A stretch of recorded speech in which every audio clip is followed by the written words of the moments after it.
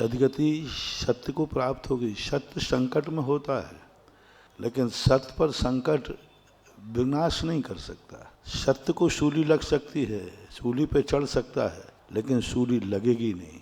सत्यवान की दशा एक ऐसी दशा होती है जैसे पिक्चर में एक हीरो की होती है। पूरी पिक्चर में हीरो संकट में रहता है और खलनायक के मजे रहते हैं। पूरी पिक्चर में खलनायक मजे में रहता है और हीरो संकट में रहता है, लेकिन पिक्चर के अंत के 5 मिनट में ऐसा पासा पलटता है कि खलनायक का नाश होता है, विजय हीरो की होती है। धर्मात्मा हीरो है और अधर्मी सदा खलनायक जैसा रहेगा। ये पिक्चर में ही नहीं, हमारे महापुरुषों में रामायण देख, हमारे श्री राम पूरी जिंदगी भर दुखी रहे, कितने कष्ट उठाए। और उसी समय जो खलनायक रावण था, वो सबको मालूम है, धनवान कौन था, शक्तिमान कौन था, सब कुछ उसके पास था। लेकिन आज उसको दशहरा मैदान है और आज हमारे श्री राम मंदिर में हैं, हर मुख पे हैं और हर हृदय में हैं। सत्यवान की परीक्षा होगी, होना ही चाहिए, वही तो उसकी कसौटी है। यदि सोना अग्नि से डरता है तो सोना कहाँ से आएगा? सोना है ही नहीं। सोना अग्नि से डरता नहीं है, क्योंकि जितना अग्नि में पड़ेगा उतना ही वह छोखा होता है। सोना कभी जल करके राख नहीं होता। इसलिए सत्यवान को हमेशा धैर्य चाहिए, सत्यवान को सहिष्णु होना चाहिए, सत्यवान को एक हीरो के समान संपूर्ण संकटों से जूझने का प्रयास करना चाहिए। खलनायक को देखकर अपने धर्म से नहीं डिगना चाहिए।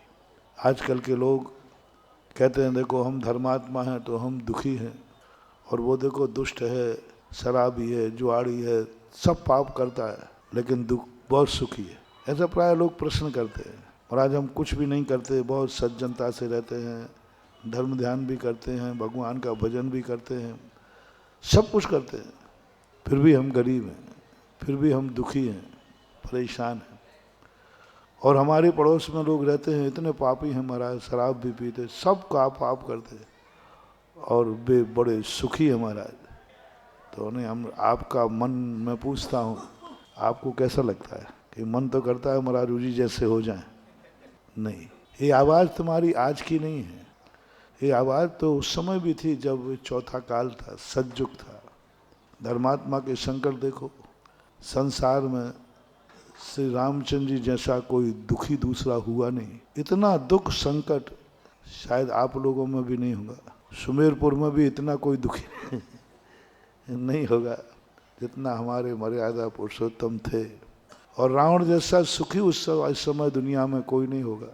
लेकिन रामचंद्र जी का कभी मन नहीं बिगड़ा कि शायद आज हम अधर्म का सहारा लेते तो आज हम भी वनवास नहीं भटकते। यदि मर्यादा पुरुषोत्तम थोड़ा सा अधर्म का सहारा ले लेते तो बोलो रामचंद्र जी के जीवन में कोई कष्ट नहीं आता। थोड़ा सा अधर्म, ज़्यादा नहीं करना है, थोड़ा सा अधर्म का सहारा ले लेते। पिताजी से एक ही बात कहते, नहीं जाना वनवास, कर लो क्या करना है, एक शब्द बोल देते। आप लोग होते तो क्या करते, और आप तो क्या करते वो तो भगवान ही मालिक। एक शब्द बोल देते, कौन कहता वनवास, कोर्ट केस कर देते। यदि रामचंद्र जी के ऊपर पंचायत बैठती तो आज अपन सब बोले कौन जीतता, बोलो राम। जनता किसके पक्ष में थी? हम साधु लोग भी। कौन विपक्ष में था बोलो? रामचंद्र जी जीतते। बस एक बात आवाज पिताजी के कैकई के विरुद्ध में एक आवाज लगा दे, नहीं जाना वनवास, करो क्या कर सकते हो। एक कौन हिम्मत करता उनके, युद्ध लड़ते? कौन था जो उनसे जीत पाता? और लंका में किसकी औकात थी कि जो भरत की? भरत तो बेचारा उसकी दशा ही दूसरी थी। लेकिन रामचंद्र जी ने क्यों नहीं लिया उस अधर्म का सहारा? एक थोड़े से अधर्म में, एक थोड़ी सी पिता की आज्ञा का उल्लंघन करना था, कोई बड़ा पाप नहीं करना था, ना कोई किसी का मर्डर करना था, न किसी का विरोध में जाना था, न कोई गलत कार्य करना था।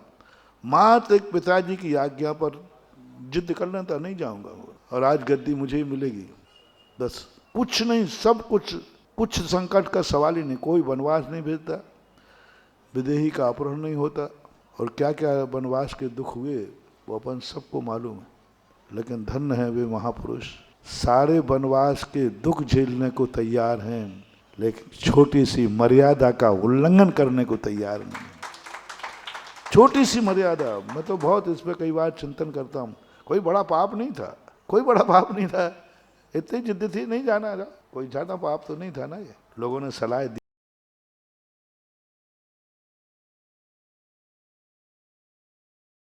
कितने भी संकट मेरे जीवन में आ जाएं, लेकिन मैं मर्यादा का उल्लंघन नहीं करूंगा।